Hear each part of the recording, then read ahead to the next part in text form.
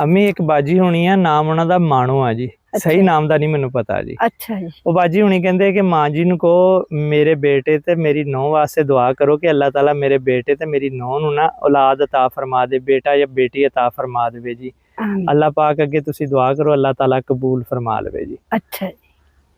या रब तेरी विच दरगाह दे मेरी अर्ज दुआई, आमीन। दे औलाद जनाब अपनी थी बे औलादियां ताई, आमीन। धी परवाह खजाने तेरे तू है सब दा वाली, आमीन। इस दी गोदी नू रंग लावे जिस दी गोदी खाली, आमीन। भावें ठंडा जनाब अपनी थी जेड़े तपदे सीने, आमीन। तपदे रहना बे औलादे ऊपर इस जमीने, आमीन। बेसमरा नू फल तू डावे कर दे डालियां हरियां, आमीन। सुकियां होइयां वेलां जड़ियां सोहणियां कर दे हरियां, आमीन। सुकियां नदियां नीर चलावे रहमान दे रंग लावे, आमीन। सुते वक्त जिन्हां दे या रब करके फजल जगावे, आमीन। है बर्बाद जो बाद औलादों आबाद करो खाने, आमीन। खाली मोड़ दुआ ना मेरी लामे तीर निशाने, आमीन। जे भी असर दुआ मेरी दा फजल वे असर ना तेरा, आमीन। जे सुनिया तू अर्ज ना सुने होर सुनेगा केड़ा।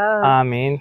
अल्लाह तू इन्हां दियां दुआवां मंजूर ते कबूल फरमाई। आमीन। अल्लाह इस बीबी दे बेटे नू गोद हरी कर दे, नौ पुत दा जोड़ सलामत रखी। आमीन। अल्लाह सदका सोने दा करके तू रहम अता फरमा दे। आमीन। या लम फहादा वबा जादा का आइलन खागना फामल यतीमा फला तकहर फमसाइला फला तनहर।